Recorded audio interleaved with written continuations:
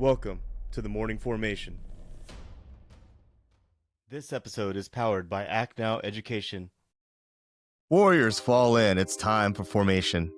I'm your host, KP, and today, Formation Nation, we've got someone who's been grinding, building, and speaking truth with purpose. Joshua Mach, also known as JMach, who I have heard from multiple guests. You gotta get with JMach. You gotta talk to Joshua. And so here we are today. It's an absolute honor to be on the show today with someone who's very intentional and who is about legacy, discipline, and refusing to fold when life's pressures, get on top of us and sometimes we can't handle it, man. I know you talk a lot about suicide prevention, and then your platform, you have a lot of really deep conversations, and I've looked at some of your YouTube videos and I noticed that the first thing you ask people is, how are you doing today? And then they tell you, and then you're like, well, how are you really doing today? Yeah. Yes, sir. Yeah. Where does that come from? Because I don't like surface level conversations. Like, I don't want to hear the bullshit. I want to know who you are behind the closed doors, right? But when you approach somebody and you say, hey, how are you doing? Your first response is going to be good, living the dream, I'm alive. Okay, well, what's fueling all that? So how are you really doing? And I've noticed that it takes you asking somebody how they're really doing twice before they'll be willing to start opening up, because in today's society, you don't know if someone actually cares when they're asking you how you're really doing, but I'm that one person that you can guarantee that I'll care, and I want to hear you out. It's pretty amazing when you start talking to people and you start getting around certain folks, especially I noticed in big cities. I've lived all over the US, from Ohio to Kentucky to New Jersey, Hawaii, now California, and I live right here in LA. And it seems like in LA, we're so busy and so caught up in ourselves and what we're doing that we don't have time to check on one another and ask those more in-depth questions. But then we're always at face value when we have these social medias like Instagram, TikTok, and everyone's pretending that they're living the greatest life ever. But a lot of people don't know the pressure that's going on when the cameras are off. And you and I briefly spoke about burnout. And I know you've been feeling that lately. Yes, sir. Can you talk a little bit about that? Yeah, dude, I went from I feel like I was on a high, like motivation, the drive, the passion, it's all there. The momentum was building. And then one day I just woke up and I don't know if it's the pressure, if it's because my value or version of being successful is being financially set, like being able to do what you want when you want. And that's not where I'm at yet. But I don't want to stop letting people know that I care, because I'll always care regardless. This isn't all about money. But as a person, to feel successful and valuable, like, my wife's still working, and my ultimate goal is to make sure she gets to retire or not have to work for the rest of her life. I want to be able to bring her home so she could be the stay-at-home mom, raising our girls, all of our kids, and just being there. But yeah, dude, burnout's really been kicking my butt these past couple of days. And normally I would allow myself to just crawl into a hole, be laying in bed all day, and that this time I'm being more present and aware, and I'm actually forcing myself to go out. I could have easily said, no, I don't want to do this podcast anymore, but I'm forcing myself to be here. Not, but I hope you don't take that in the wrong way, because I do want to be here. Just the energy I have is a little bit different right now, if Yeah, that makes sense to you. I feel you, man. I've been doing this for 4 years now, and I've gone through seasons because personal life is happening. We just had a really close family member that passed away. I changed positions at my full-time job, so I've been working quite a bit more and a little bit more unexpected hours and things like that. And, you've got things going on outside of this, because I don't know about you, but this doesn't necessarily pay the bills. This is more of a passion project for me. For Is sure. it same for you? I'm it's about to pay the bills, all right? I'm manifesting it, because I don't wanna say this is just a passion project to me, because it's so much more than that. And I think that's also my problem. I don't know how not to be JMach, right? The person that I preach about being, I don't know how not to be that person. And that's draining at times, right? Like, I don't know how to put myself first. I'm always worried about who I'm talking to or who I'm with or what they're going through, instead of truly taking that time for myself and this burnout session, I call it, is the first time that I've actually put myself first in a sense where I still created the content, I just scheduled it out. So now I'm not like just falling off the algorithm. I still have content that's getting pushed out there and I'm letting people know, hey, look, this is what I'm going through. I'm not going to be responsive right now. And I'm more focused on myself and my immediate family. I think you struggle with what like a lot of veterans struggle with, and that's priorities and value. A lot of us, it's and especially those of us that have served or are first responders, we get into this line of work not necessarily for the money, but for the community. And I always tell people the three top things is God, country, family. And however you want to prioritize that, those should be your top three things. Do you think that sometimes you feel like you're in a lonely place, or do you think that you're surrounded by others that also have those types of priorities? I think it's a mixture of both. And part of it's on me like realizing who my priorities and who has the same priorities in that. So part of it is that I just don't want people to feel the way that I have felt before. Like I don't want people to feel alone. I don't want people to feel worthless and all that while I still feel all those feelings myself. Right. And I'm constantly doing my events where I bring in mental health resources for the community. I have community members coming in, learning about these resources. And I don't always take the time to use them for myself because I still feel a type of way. I still feel alone, even in a crowded room, I'll feel alone sometimes. And I don't want other people to feel that way. So instead of focusing that energy on myself and figuring out how to break out of that to feel the love and support that I have around me, I just give everything to people around me so they don't feel that way. And then I get into this burnt out stage. And it's just the cycle of my own insanity that I've created that I'm going to break. Yeah. Do you get frustrated a lot of times? Again, I say that because that's where I'm at. A lot of the like, questions I'm asking you is because I experience the same thing too.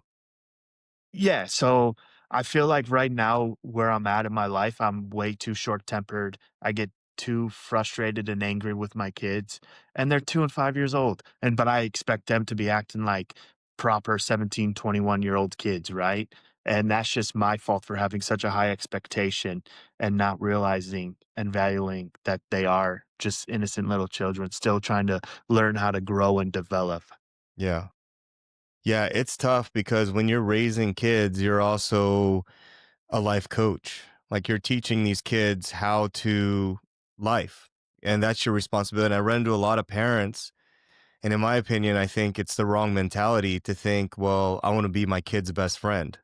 Like, no, I don't want to be my kid's best friend. I want to be their father, and I want to teach them how to hunt. And I want to teach them how to survive. And I want to teach them how to take care of themselves in those lull moments when they feel distressed and they feel like there's no way out. Like that's my job. My job isn't to make you feel good and buy you ice cream sundaes and all the candy and the toys that you want and things like that, man. Like it's it's a ever it's a forever gift when you're able to give your kids the life lessons that you had to learn the hard way.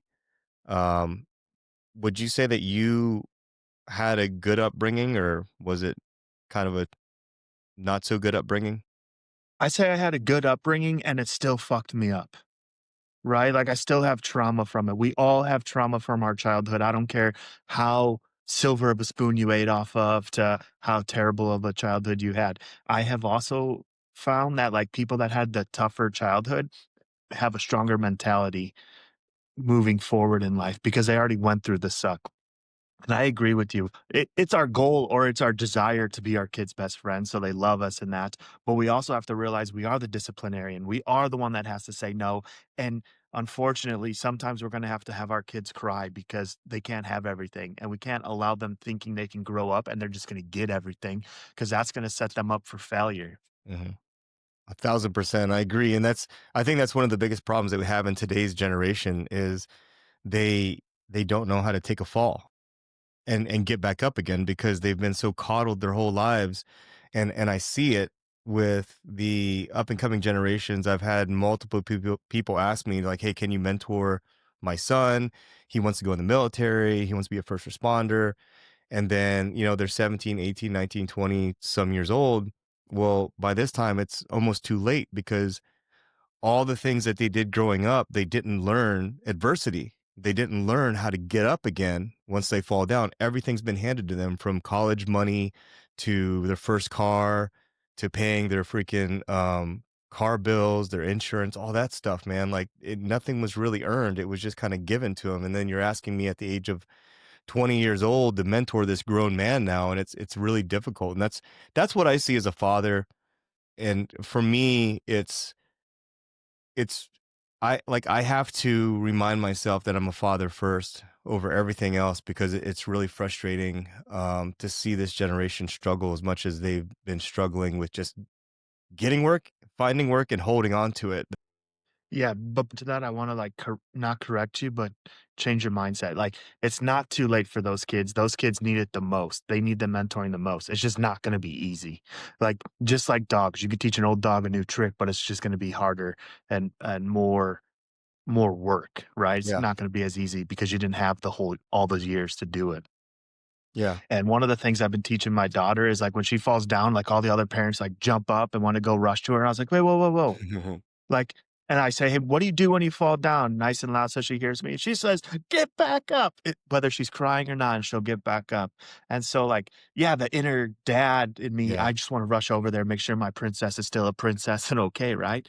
But I know I have to let her teach her how to be strong, because one thing I struggled with was failure, right? I want it to be perfect. I want it to be the best. But part of life and growing is failing, but failing forward. So when you fall down, make sure you fall forward so you can get back up and keep moving. I wanted to ask you, and I meant to ask you in the beginning, your military service. Can you talk to us a little bit about that? My military experience, I feel it was insufficient. I feel like for the longest time, I feel like I failed my mission of joining the Marine Corps. So I didn't join till I was 23 in 2013. By that time, I'm sure you know I was an old man by the time I hit the fleet, right? uh, I didn't get deployed. I went to Oman for a little less than a month, and, I chose to get out because I ended up getting married while in. I was a statistic for sure. I was young, dumb, and full of stuff, and chose to get married, and, well, that backfired, and I couldn't separate my home life from my work life, so it just felt like a tornado no matter where I was at. Like, home sucked, work sucked, and I was like, "Oh, I need to get out. I need something new and fresh." Which, if I would have stayed in, I would have got a new duty station. I would have got that new and fresh. But I chose to get out. And for the longest time, as I said, I felt like a failure. Like I didn't complete my mission of service, but I've been able and have continued to work on my mindset that my purpose for joining the Marine Corps wasn't to go fight the war overseas, but to fight the war we face once we get back home. And that's exactly what I'm doing. Yeah. The what year did you go in? 2013. 2013. Okay. Um you didn't deploy to Iraq or Afghanistan at all? No, sir. Do you do you feel like people that served during that time sometimes are hard on themselves as far as like feeling inadequate because they didn't go to the big fight? And what's your experience with talking to people about that? Yeah, 100%, dude. It's been a struggle for not only myself, but several other veterans that I've talked to that are willing to open up and share about it, right? Because we feel inadequate, we feel less than. And all my seniors, they went through it. They were training us for it. We got the experience, but never had the real life application. And before I used to think we all think like, man, we failed. We didn't complete our mission, or we're not worthy of the title Marine or veteran or whatever the case may be. And then we just got to take a step back and realize, man, what a blessing. Like we trained, we signed up, we were ready to go. It just wasn't in our cards. The Lord didn't hand it to us the way that we wanted it to be. And instead of realizing, I think we can relate this with all of life, right? Instead of focusing on what we don't have or what we didn't get, we need to prioritize what we do have and what we do get, right? Like Yeah. I wish I had that military experience, and then I counter it with like, do I really wish? Like, I'm already struggling. I already have these struggles and challenges, but then now I want to add on top of it, it being in combat and potentially losing my brothers or losing myself or anything like that. And I'm sad because I didn't get that experience. Like, Yeah. first of all, our brothers and sisters that lost their life in that experience, would give anything to have the life I'm having right now, but I'm choosing to not live it to the fullest because I didn't get that experience. Yeah. Yeah, I've had conversations with people before that have that didn't deploy, and then they act as if because I did that I'm my DD 214 is worth more than theirs, and that's not the case. Like it's I think my respect goes out to anyone that serves in the military, because I think signing up and simply going to an unknown location and turning that page to that new chapter, oh, I call it becoming an adult, because you're getting away from family, you're going to boot camp, you're going to be getting a paycheck, like no one's there to like tell you, to pay your bills for you. So it's sort of growing up. So I have a lot of respect for anyone that serves in the military, but I've had conversations with people that do feel inadequate because they didn't go to the big fight or whatever. But like you said, it wasn't in the cards. It wasn't like anyone tried to avoid anything. But I want to circle back to what you mentioned about the 20-some-year-olds that you try to mentor. The one thing that I learned was I can't care more than you. For And sure. it's, man, it has pushed family members away, because when I first moved here to California, I was asked to like mentor some cousins of mine, and they were in their 20s. And just like most military people, we go all in. Like we want the best of the best for them to succeed. And so everything from getting them the job to helping them learn how to finance and all that stuff was part of the whole package. But what I learned was I would get so frustrated because I would try to explain things and then they wouldn't follow through with it. And so what I've learned to do is try to meet them halfway. Like I'll make them call me or I'll make them show up to me versus me showing up to them. And I think that's really, really important for mentors out there to not get frustrated and burned out, is to sometimes people aren't ready. Like they're just not ready. Most of these 20-some-year-old kids, they're not ready to be mentored. And maybe it's their parents pushing them.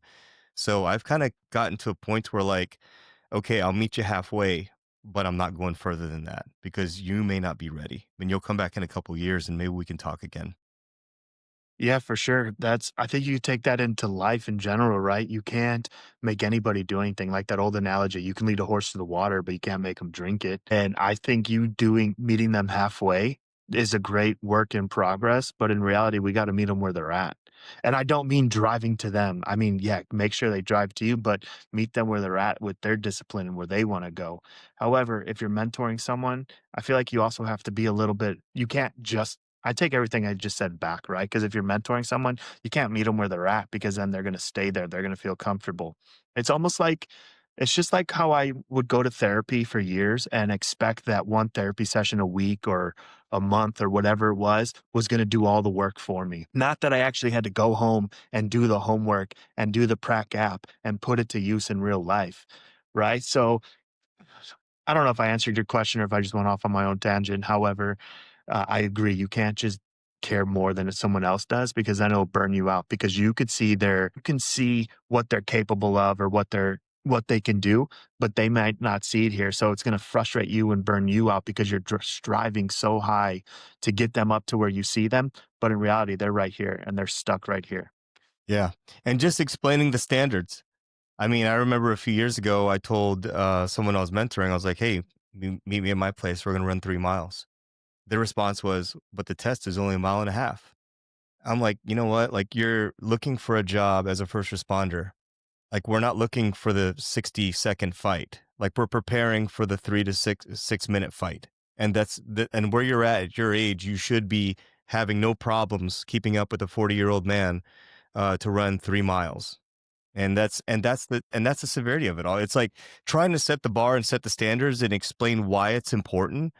It To me, it blows my mind because back when I joined the military, like that was a no-brainer. Like you weren't trying for 10 pull-ups, you were trying for 20. You were trying to do more. And now it seems like the idea is that let's just clear the bar. Let's just smoothly clear the time. Like, no, like we need to not just clear the bar, we need to clear 3 bars or whatever the case is. And mentorship can be really stressful, I think, in that sense. And it's something that I've struggled with over the years, just trying to learn how to, like you mentioned, meet them where they're at, sort of, whether it's communicating, whether it's delivery. Sometimes my delivery is not the best way. Sometimes it sounds better coming from Joshua Mach. Like there's just so much involved, man. It's so frustrating. But guys like me and you, we give a shit. Like we care. And that's the bottom line, right? Yeah, that's exactly what I was gonna say. I was gonna say that's a kudos to you though, because it just shows how much you care and how much you believe in what you're doing and how you can help someone else. And you don't want to keep all that knowledge to yourself and you're willing to share and help others. And it's just frustrating when they don't want the help or they're not willing to do what they're talking Yeah. about. Yeah. And And guys like me and you have been there, done that before. Like we've made mistakes. And so we're trying to teach the next gen, like how do they have a clearer path? For sure. I think I've been both people that you've just talked about, right? The one that wanted the mentorship but wasn't ready. I went to the recruiter like 3, 4 separate times, like years apart. And it wasn't until obviously the last time that I went that it stuck with me. But I also accredit the recruiter. He wasn't an asshole. I told him what I was going to do and what I was willing to do. And he's like, okay, cool. I'll check on you once a month. And that's what he did. He didn't blow me up every day, every week, trying to figure it out. But I had to lose 70 pounds in 6 months. I lost 70 pounds in 6 months just to enlist into the Marine Corps. And for the longest time, I can definitely see where I used to think like as long as I can beat the standard, that's good. I always dreamed of getting the 20 pull-ups and going above and beyond. I was never a runner, man. But it's not about meeting the standard, it's about setting the standard. You wanna be the standard, you don't just wanna barely meet the standard. That's gonna cause too much stress in your life where you're just barely beating the minimums.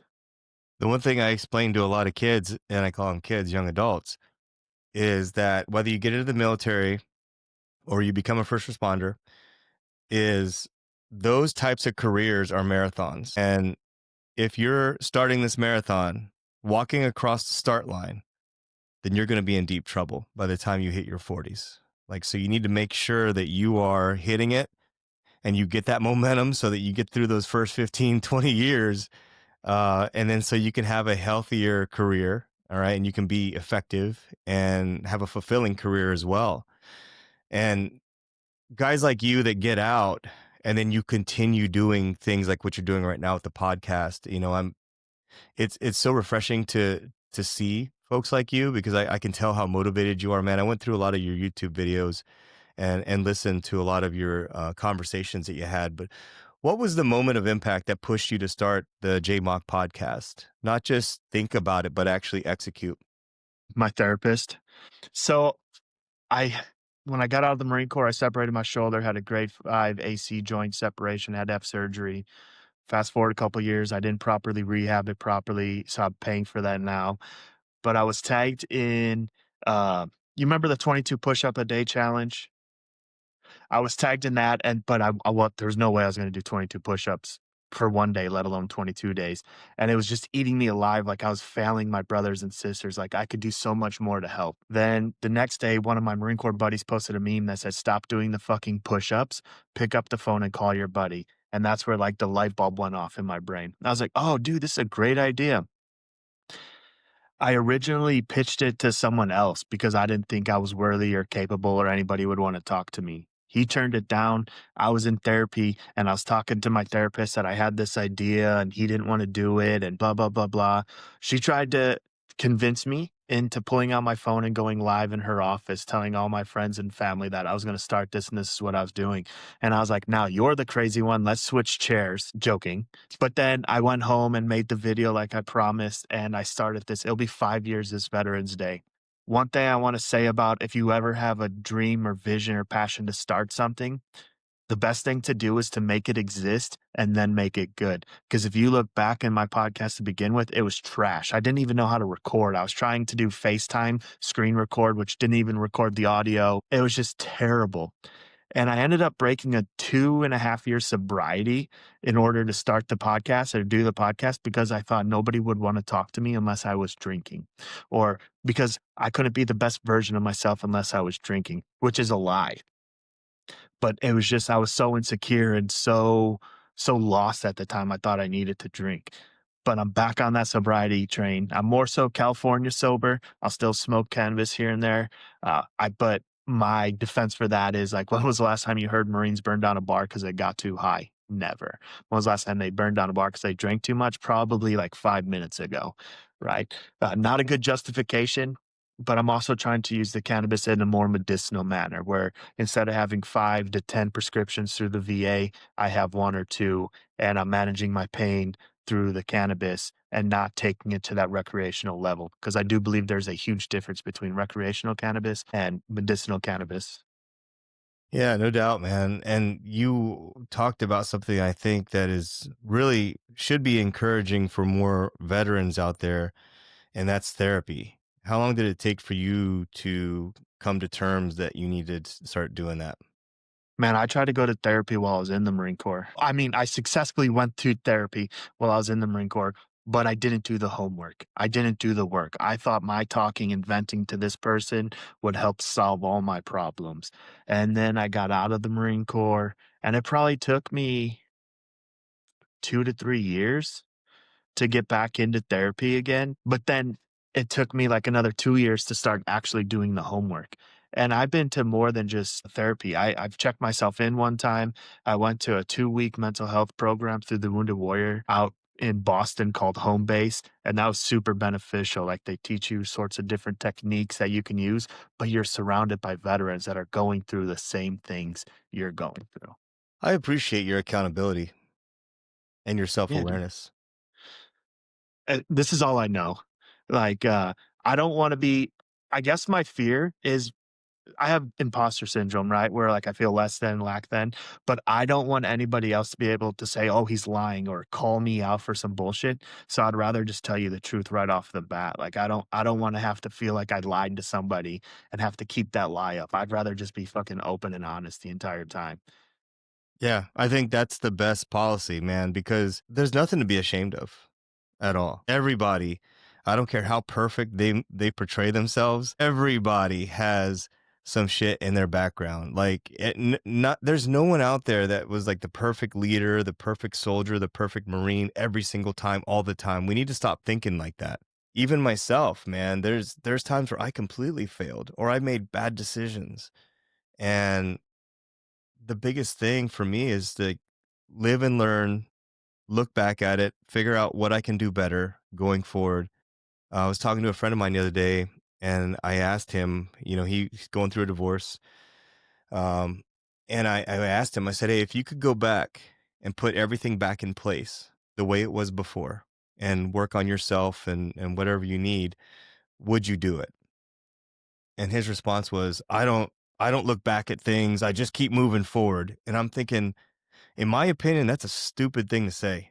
That is so stupid because at the end of the day, we're supposed to reflect, look in the mirror, look at ourselves, look at what we did right, look at what we did wrong, and try to fix them for the future.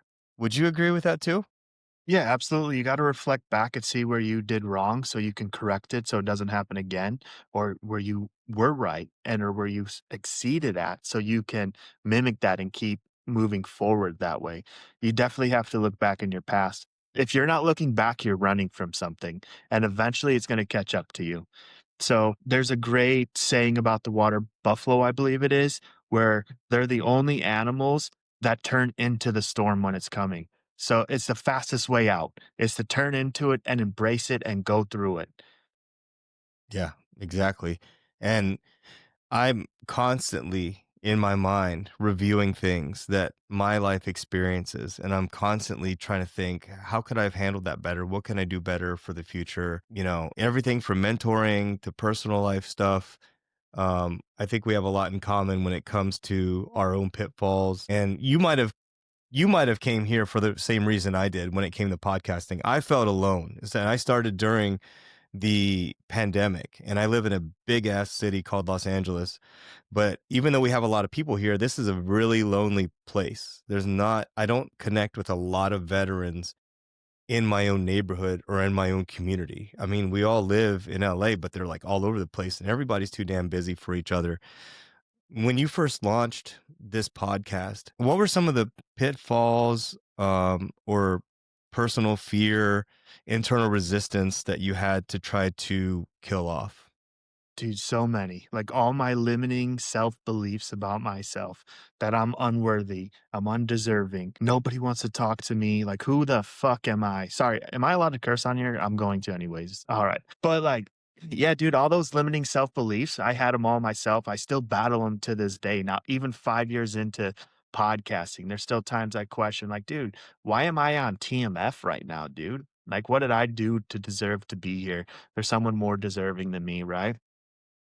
But I think one of the biggest eye-opening things is when I finally got to understand and accept that nobody's coming to save me except myself. So the more that I put into my work and what I'm doing, now I'm hosting 2 live shows a month where I have live audiences in there watching me talk, where I bring in 8 different mental health resources from within the veteran community. I think a lot of it also had to do, and I don't wanna blame the military, but they do a great job at keeping us drunk, right? Like, you go to the PX or the commissary, and the biggest aisles are the alcohol sections.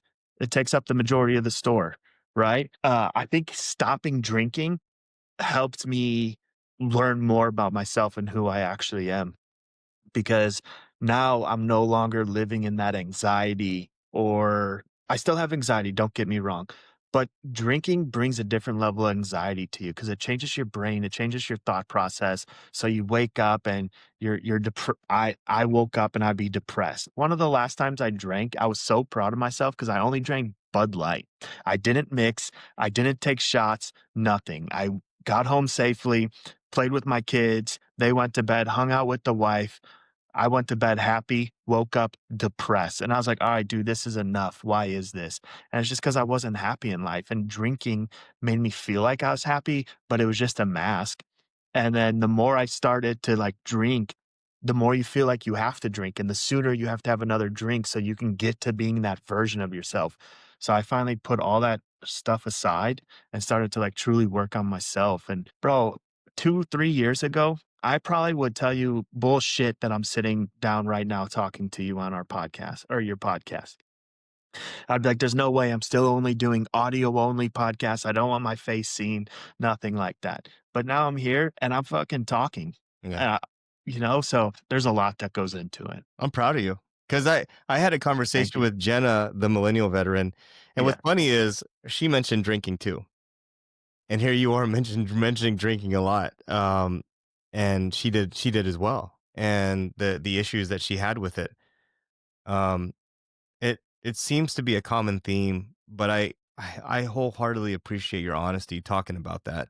I've had guests on Course. before that act like, "Oh, I'm so polished and I'm so perfect and I've never had any vices in my life and I'm just an angel." And I'm like, "Come on.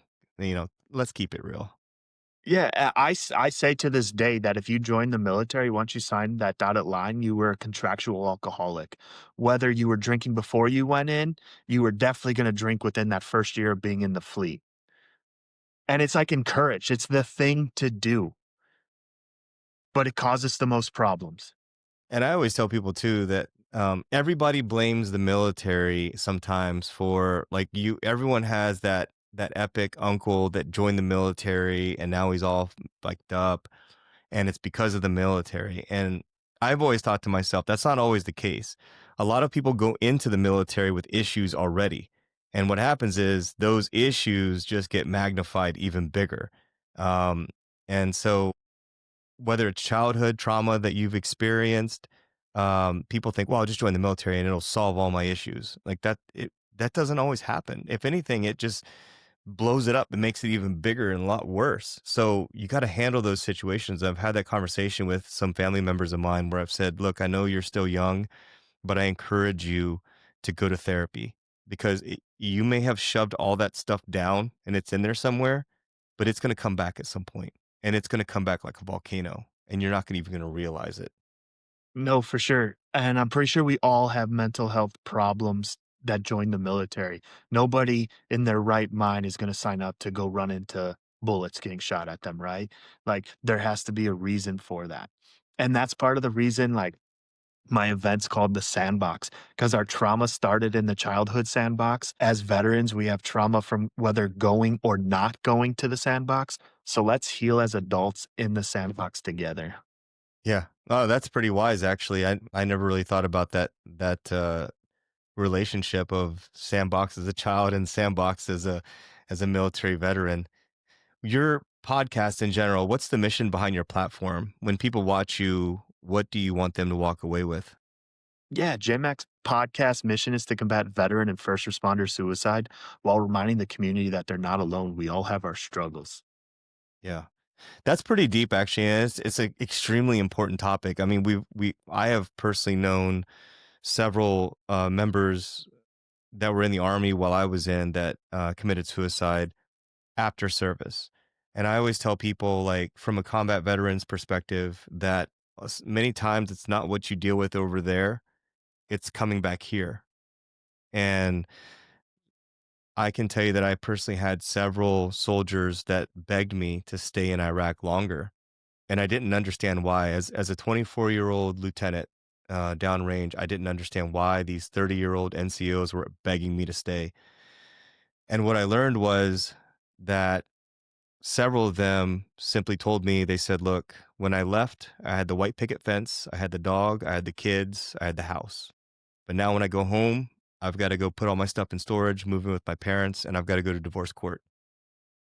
And that's hard to think about that, you survived a year downrange and then you come back here and your life is going to be completely changed. You expect like a hero's welcome and you expect things to be back in place again.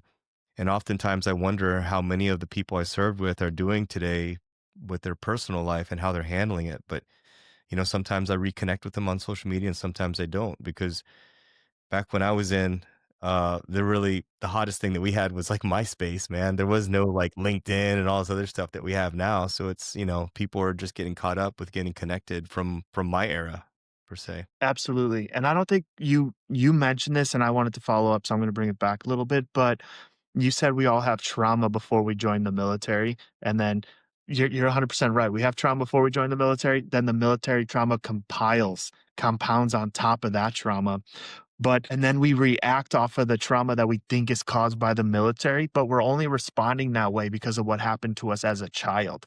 So when we go to therapy, we have to stop trying to talk about what happened in the military. And Right. we gotta take it all the way back to the roots because that's what formed our thought processes, our actions. The way we're responding to combat or not seeing combat is all what we programmed or got programmed as a child. So that's the coding or whatever you wanna call it, that's what we have to work on. We have to go all the way back. We can't just work we're so for me, I've been alive for about 35 years now. I can't go back 5 years and think I'm gonna fix myself. No, that's something I do need to work on, but I also need to work on the first 30 years as well. Mhm. That's really important. You're right, because life didn't start when you joined the military. You had a lot of things that happened before that that you might have to process and get a different perspective on that's going to keep you moving forward. I've learned over the years that perspective is so important when it comes to being able to keep your wits, not be so short fused. One of the things that I struggled with for a long time was not being able to relate to other people, especially other men, other dads, and things like that. But the one thing that I understand is if I'm sitting at a table for dinner, the chances of anyone else sitting at that table and having gone to Iraq or Afghanistan is very slim. And their perspectives are going to be much different than mine. And in today's world, a lot of people gain a very strong perspective on world politics just through watching their phones, not actually having been there and done that before. And I remember when I first got back, I think it was 2 months after I came back, I was sitting across the table from a cousin of mine and her husband was sitting there telling me what was going on in Iraq and my boots were still dirty. And that's when I knew back then I was like, so this is how it's going to be for the rest of my life. I'm going to have to listen to other people who weren't there tell me how it is. And to keep my frustration levels down, I have to have a better perspective that they work in a cubicle every day. They've never been in the military. They've never been to boot camp. They never served. They never wore the uniform. So their perspectives are their perspectives. And that actually helps me out with just not being so short tempered, I guess, with and so frustrated with just life in general. Like I said, I think a lot of our struggles are coming back here and dealing with uh, people that just don't understand or don't get it. Think that also has to we have to take accountability for that, right? And I'm not calling you or any of our other brothers and sisters or myself the victim, but we gotta stop with that victim mentality. Like, yeah, that's somebody else's fucking opinion. Now it's up to us on how we're gonna respond to that or react to that. Have Yeah. you had the ability to sit down? Have you noticed any mindset differences from sitting down with Iraq, Afghanistan war veteran to just a veteran who hasn't served and like the difference in the mindset? Like, do you feel like you cannot relate to a non-combat veteran? I I think that there's, specifics that minute specifics that they may not understand, but for the most part, no. Mm-mm. Yeah, I mean, there's certain things that, like, a garrison person might see in perspective versus, like, a combat veteran, but overall, as a whole, no, not really. Okay. Yeah. Yeah, That's an I interesting think a lot question, of though. so thank you, 'cause it was curiosity to me, like, do you feel like you I guess I was relating to me, right? Like, do you feel like you can relate to me more, equal to, or less than, one of your combat buddies, you know? But then if he's your buddy from combat, you're obviously gonna relate to him more because you had that experience with them. So, there's too many variables, I guess. I think there's a lot of things that we can talk about in specifics, like whether it's, like, dealing with the PXs that were over there or just the funny stuff, like, that you had to deal with, but as far as, like, talking to people that have not been there before, no, I don't think there's a whole lot of differences, as far as mindset and perspective overall. Yeah. You know, I've looked at some of your content and you post on a like, what I would say is unapologetically, right? And you're very authentic. So I wanna ask you something. Has that ever cost you anything? Cost me anything? Sure, it's cost me friendships. I'm sure it has cost me I'm sure it's cost me something, right? But at the end of the day, like, is that a friendship or a cost that, like, truly mattered? I struggle because I feel like I can help everybody. I'm for everyone, but I need to realize I'm not. I can't. Not that I can't help them, or even if I could help them, some of them don't even want the help as we talked about, right? Yeah. And I think if anything, it costs me my sanity because I'm trying to be there for everybody. The same way I show up for you, I show up for everybody else that I meet. There's a great saying I heard that, like, treat everybody you meet like they're the CEO, whether they're the janitor or not. And that's what I try to do. I try to treat everybody the way I wanna be treated. Now, what I have been realizing lately is how I said earlier, I don't know how not to be JMach, so I don't know how to be my sarcastic asshole self anymore without feeling bad, like, "Oh, fuck, I just caused trauma," because that's I'm just so stuck in this world. So Mhm. it did cost me my sanity to a degree, Yeah. but I'm also trying to become a better version of myself. So I think that's a would it be a green cost? That's a positive? You know, I Right. think it's a positive loss. Yeah. No, I just asked because I've it's cost me. Like, it's cost me family members, it's cost me friendships, just being honest and being authentic, but like you said, if like, I don't want people around me to be fake, and I don't wanna be fake towards them or pretend that they their hair looks nice when you know it looks like shit. Like, to be honest with you, like, if and the same for me, like, I want people to be honest with me. I don't want people to be fake with me. I want people to be honest because 'cause I'm used to that criticism, and I'm good with it, and I can take it, and I can try to get better at it or whatever it is, but I just feel like sometimes the authenticity and the unapologetic approach, sometimes it ends up costing those of us with that type of personality. It cost us those relationships. And I just wanted to see what you thought about that. We're on the same page 100%. I had that same experience, but I think the way we need to view it, we need to shift it. It's not a cost, bro. You're saving yourself time, energy, and everything and trauma or drama, right? Because now they're no longer in your life because they can't handle the truth. They don't want to better themselves. They don't want to live to a standard that you're willing to accept. And that's okay for both of us to understand because there's a situation I'm in right now, kind of, where people around me, they just like to drink.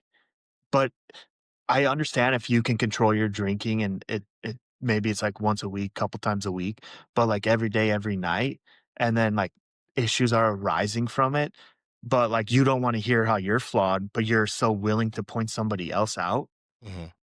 And that and then when it comes to the family, there are some times that it is very hard to, like, be real and open, and I try to choose my words wisely. I almost like going into ChatGPT, say, like, "I wanna tell tell them to fuck around and find out," but it tells you a professional version. I try to find that professional version when I'm approaching someone that's more important to me, like my parents, my brother, my close friends, and things like that. But I also feel like due to the way that I am, it's hard for me to have consistent friendship. I'm that friend that we're best friends, but like we may not talk all the time. We may not talk for a month, a year, whatever. But when we get back together, we start talking again, it's like no time's lost. And that makes me almost feel like I almost struggle with that, where I feel like what's wrong with me? Why can't I have a friend that I hang out with every day? But then it's like, do I really want somebody I have to hang out with every day? I got these kids and this wife I got to hang out with every day. I don't need to add to it. No, no. I think at the end of the day, I've always told people that I have friends that I understand what their left and right boundaries are, and I understand what their ceilings are. I think a lot of times people just get disappointed and frustrated because they expect certain things out of people.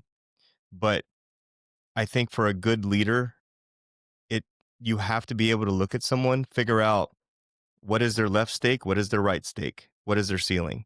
This is what I can expect out of them. I have friends that have a heart of gold, um, but they're not the type of friends that I would want to start a business with. Fight to the death type of Marine, veterans For and sure. and you know what I mean? And it's just one of those things where like you gotta know and kind of compartmentalize like what to expect out of each friend that you surround yourself with. And a lot of people get really frustrated because they expect certain things, but that's to me, that's how I kind of get to know folks and then figure out like this is the friend to have a good time with. This is a friend to have a podcast with. This is a friend to have a business with. Like so on and so forth. It's good to have that variety of people out there.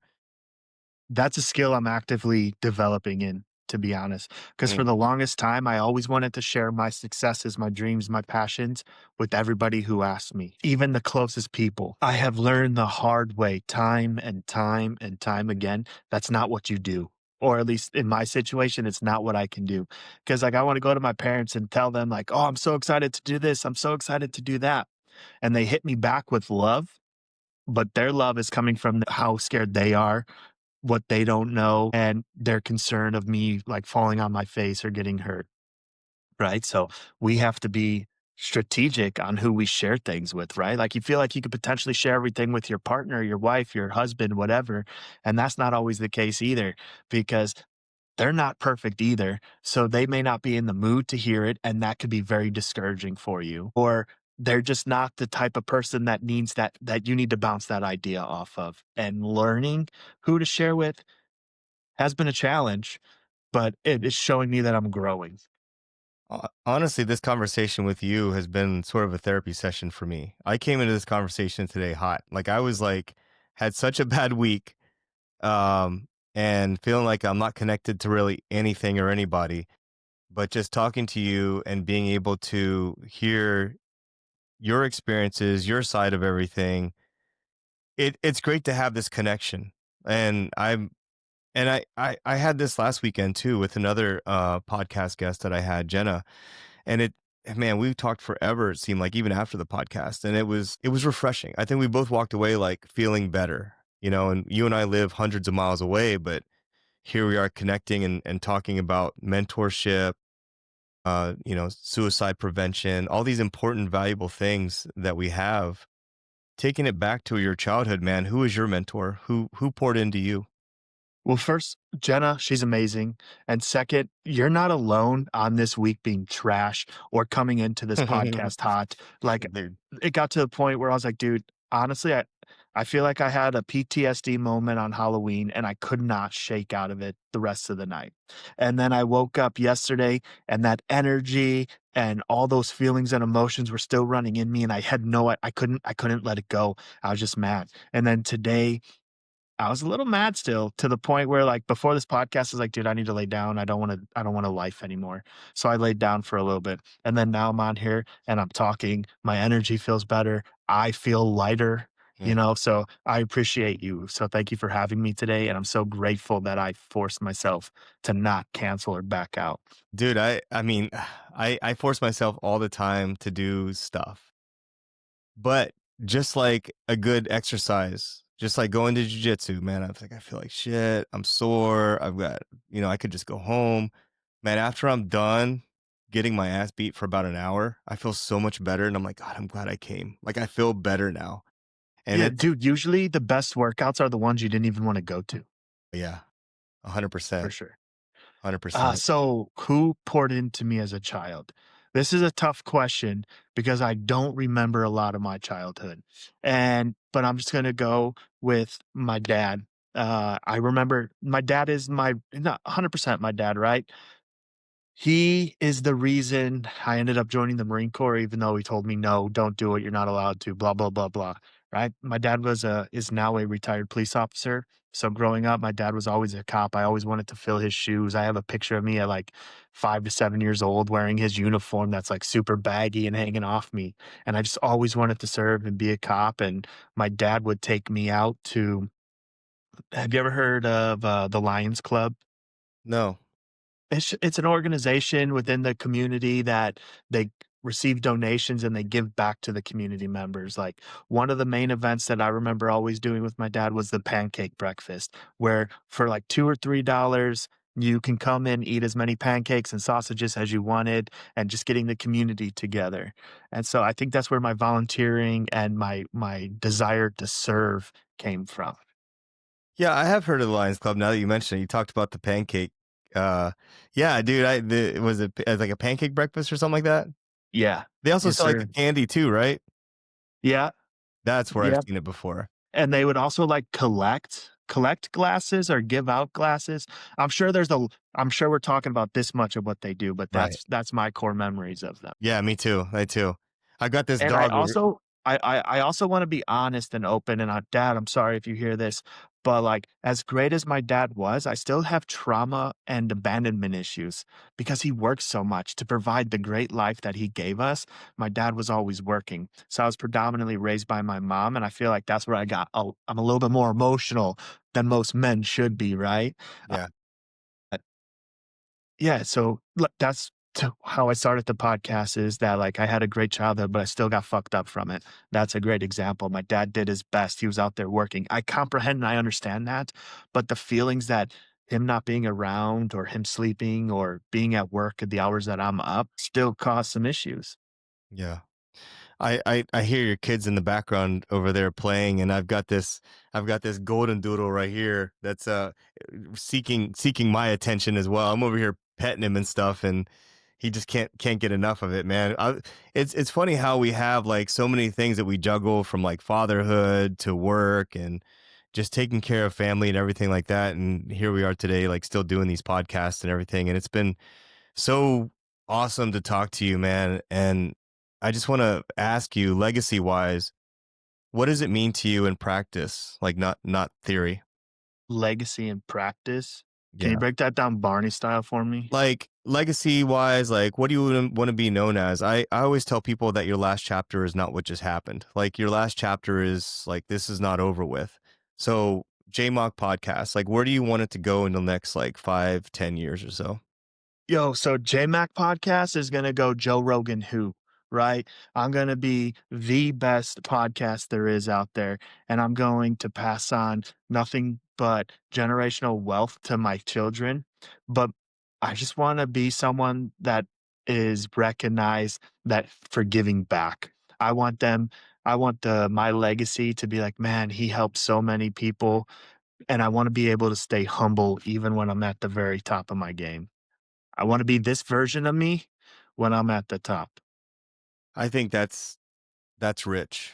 I mean, that right there is that makes you a billionaire, honestly, man. To be known as someone that gave back their entire lives and tried to make their community, their family, their friends better, you can't ask for more than that, man. And I feel your passion just talking to you. I mean, you wouldn't get up every day, sacrifice time like this to get on here, record, put yourself out there if you didn't give a shit. And man, it's been an absolute pleasure talking to you. And if this was the last conversation, if this was the last thing that anyone heard from you, what's your message?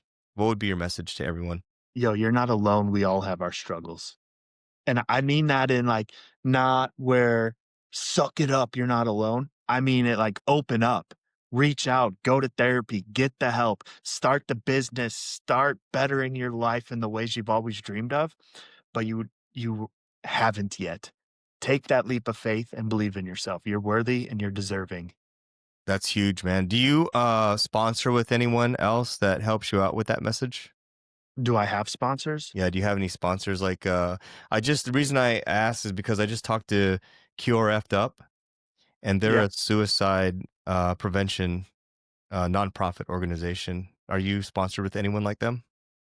I am sponsored by Total Roofing and Construction. They do construction out of Northwest Indiana and Illinois, but I have not collaborated with another veteran suicide organization to that degree yet. I've been talking to QRF Up for a while now. Been trying to get them out to my events, and soon we'll cross paths as well. Yeah, that's awesome, man. Was there anything else in this podcast you'd like me to mention before we wrap it up? Yeah, go to jmachpodcast.org or find me on all social media at JMach Podcast. But before we wrap it up, I should have did this in the very beginning, but how are you doing? We talked about it briefly, but how are you really doing? Not good. Not good, man.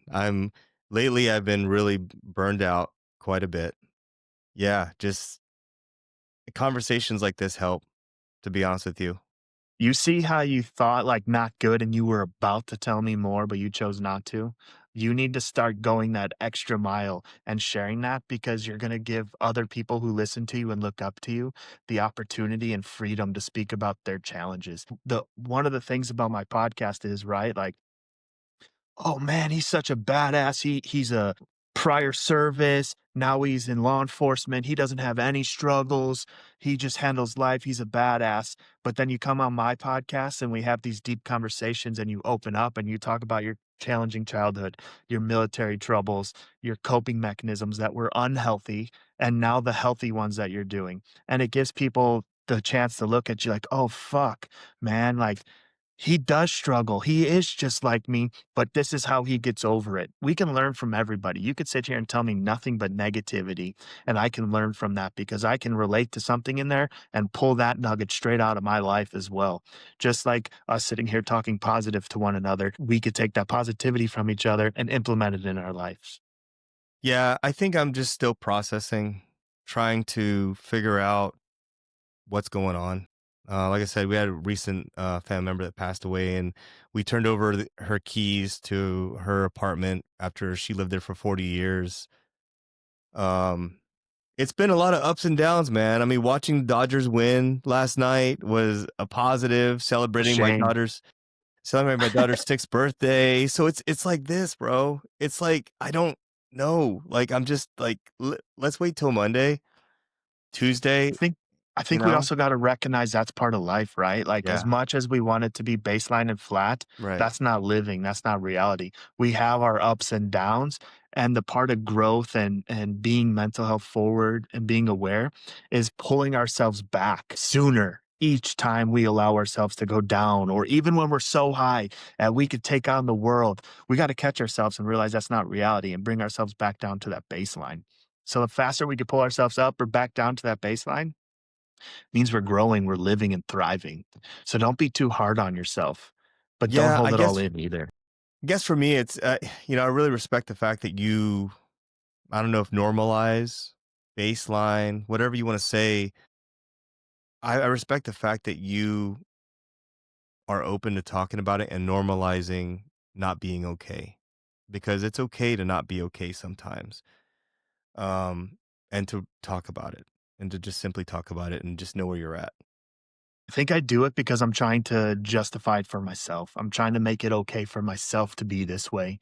So now if I preach it to everyone else, we can connect on that level. And the more that I preach it to someone else, the more we connect.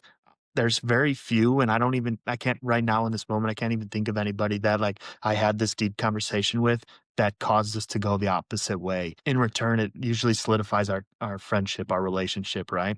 Yeah. No, I agree 100%, man.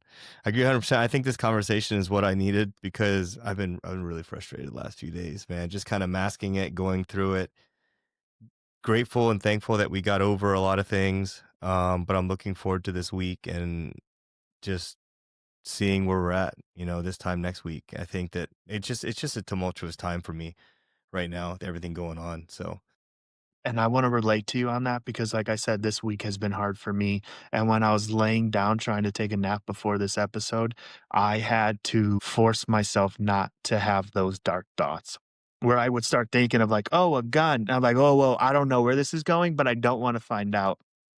So I wouldn't allow myself to think that way, right? Because I know where it's gonna lead. And I don't wanna have those thoughts, nor do I wanna feel that way. I wanna be in charge. I wanna get myself back in charge of my own life before I allow my mind to have those thoughts. And the wildest thing that I've been learning is that we are not our thoughts. And that's so crazy. So, like, who the fuck's in my brain thinking then, right?